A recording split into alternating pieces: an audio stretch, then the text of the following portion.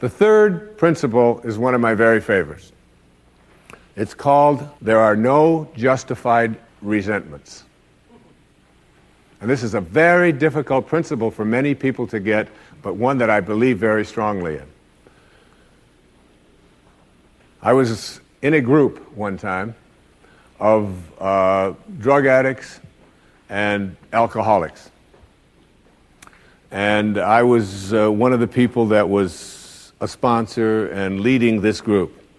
And the sign on the wall said, there are no justified resentments in this group. And what I said to that group that night was, no matter what anybody says to you here, no matter what kind of anger comes directed towards you, no matter how much hate you may encounter showing up in your life, there are no justified resentments.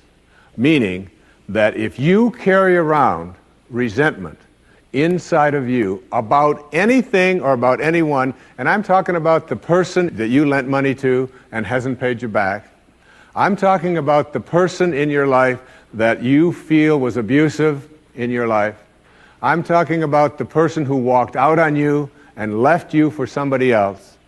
I'm talking about all of the things that you have justified in your heart and in your life that you have the right to be resentful about. And I'm suggesting to you that those resentments will always end up harming you and creating in you a sense of despair. I've often said that no one ever dies from a snake bite. The snake bite will never kill you. You cannot be unbitten. Once you're bitten, you're bitten. But it's the venom that continues to pour through your system after the bite that will end up destroying you. So now you have to take a look at all of the resentments that you may have in your life. And I'd like to suggest to you that I think there is a wonderful metaphor for this that I have created in my life for how to make this work. And I think that Regis Philbin is the one who's responsible for it, all right? My buddy Regis. There's a show called Who Wants to Be a Millionaire that has been popular all over the world. I'm in South Africa, it comes on, all right? I was in Australia, and they've got their own Australian version. And in Greece, they have the Greek edition of Who Wants to Be a Millionaire. And basically, this show has two levels that you have to get to. Now, the first level is the $1,000 level. And at the $1,000 level, you basically have to answer a question like, on your hand, you have some digits. Those digits on your hand are called your feet, your nose, your ears, your fingers. And everybody who ever goes on the show has this horrible dread that they're going to go out on one of those questions, right? So basically, in order to get to the $1,000 level, all you have to do is answer 5 pretty simple questions in order to get to the $1,000 level. Now, on this program, the $1,000 level for you in this metaphor means that you will leave with something if you get this. At least get this. This is the $1,000 level. You must send blame out of your life for any conditions of your life. Blame has to go. All right? Now, blame means if you're sitting there with a disease, you say without guilt, it's mine, I take responsibility for it. This means that if you have been through any tough circumstances in your life, this means if you have a minimal amount of financial security in your life, this means if your children don't get along with you, this means that if your neighbors are taking up a petition to get you out of the neighborhood, whatever it might be that's going on in your life, you name it, and everybody across this great country and across this world has a series of these things that you're willing to say, I am here because of the choices that I have made right now. I'm willing to say that. Even though it's difficult, And we know it's really not your fault. We know really there's a lot of people out there who are really bad, all right? But you're willing to say no blame. That's the first level, all right? That's where you understand no justified resentment. And then on the Who Wants to Be a Millionaire show, there is what is called the $32,000 level. And the $32,000 level is not only an opportunity for you to walk away with a sizable amount of goodies, which you can walk away from tonight in this program, but it also is the door opener to multi-wealth.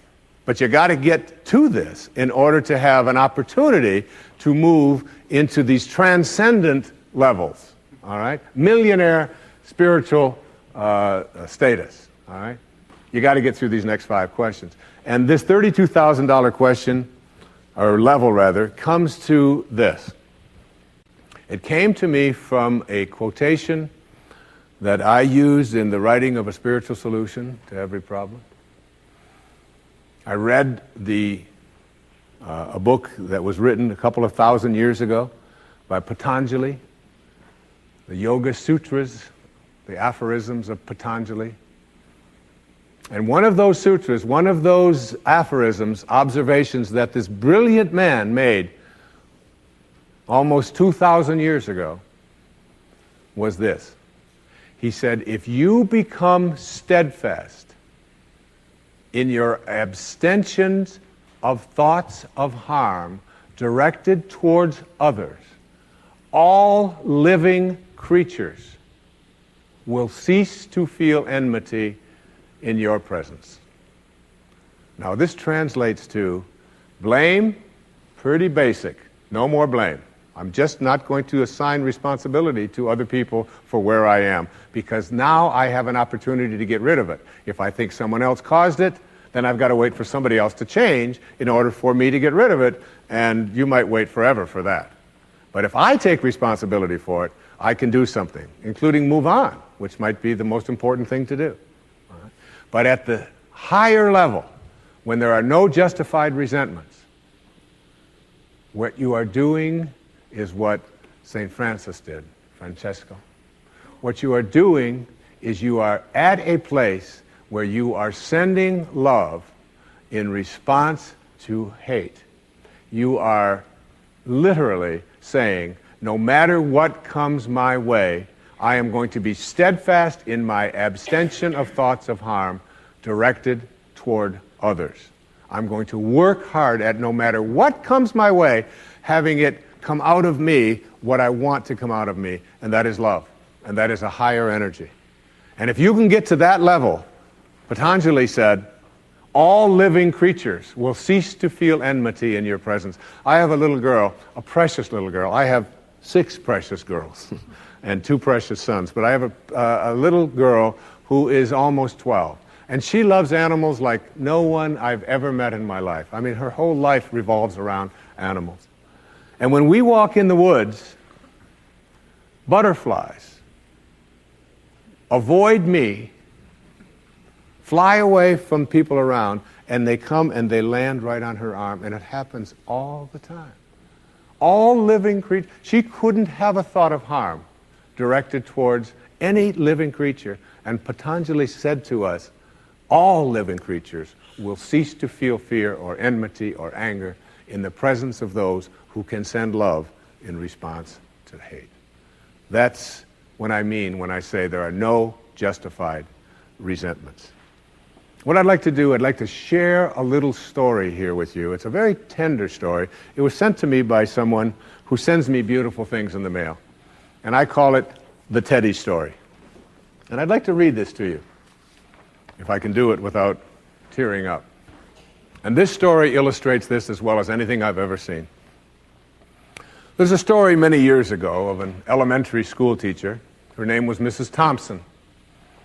As she stood in front of her 5th grade class on the very first day of school, she told the children a lie. Like most teachers, she looked at her students and said that she loved them all the same. But that was impossible, because there in the front row, slumped in his seat, was a little boy named Teddy Stoddard.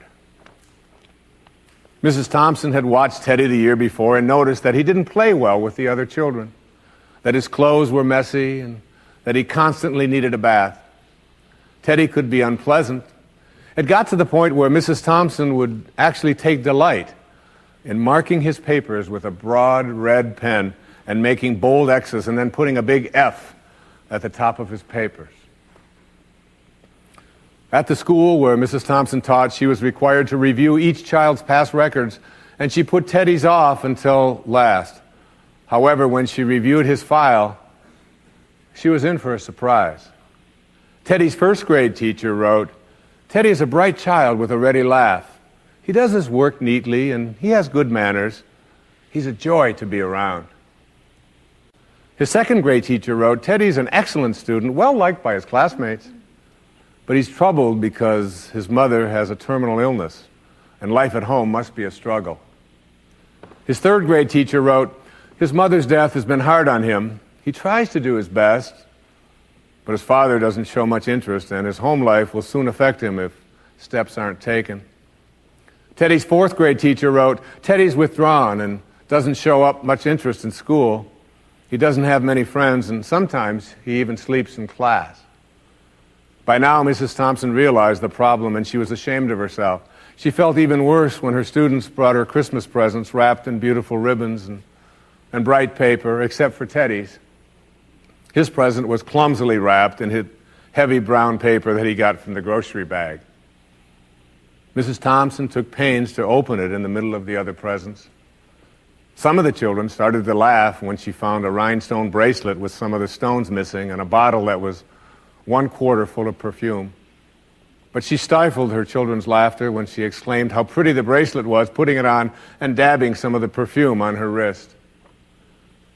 Teddy Stoddard stayed after school that day just long enough to say, "Mrs. Thompson, today you smell just like my mom used to."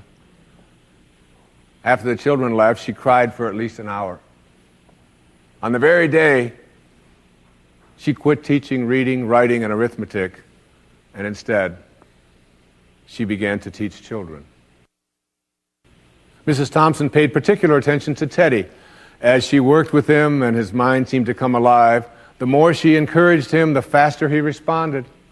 By the end of the year, Teddy had become one of the smartest children in the class, and despite her lie, became one of her teacher's pets. A year later, she found a note under the door from Teddy telling her that she was still the best teacher he ever had in his whole life. 6 years went by before she got another note from Teddy. He then wrote that he had finished high school third in his class, and she was still the best teacher he ever had in his whole life. 4 years after that, she got another letter saying that while things had been tough at times, he stayed in school and stuck with it, and would soon graduate from college with the highest of honors.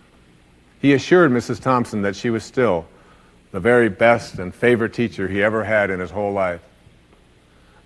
Then 4 more years passed, and yet another letter came. This time he explained that after he got his bachelor's degree, he decided to go a little further.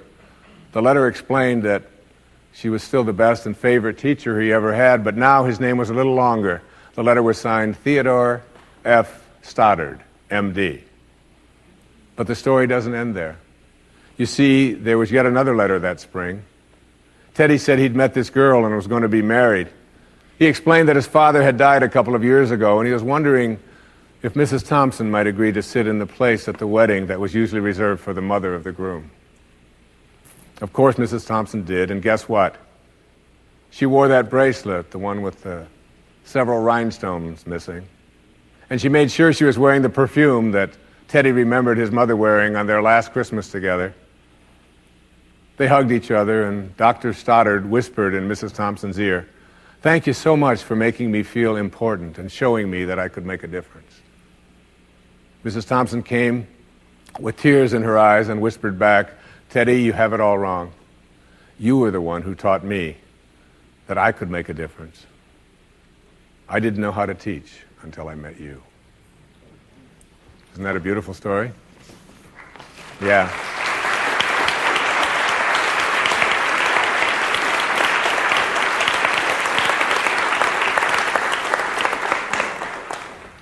That symbolizes there are no justified resentments.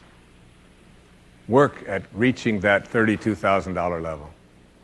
The place where the only thing you have to send is love, because that's what's inside. And that's the message of our greatest spiritual teachers. That's all they ever had to give away.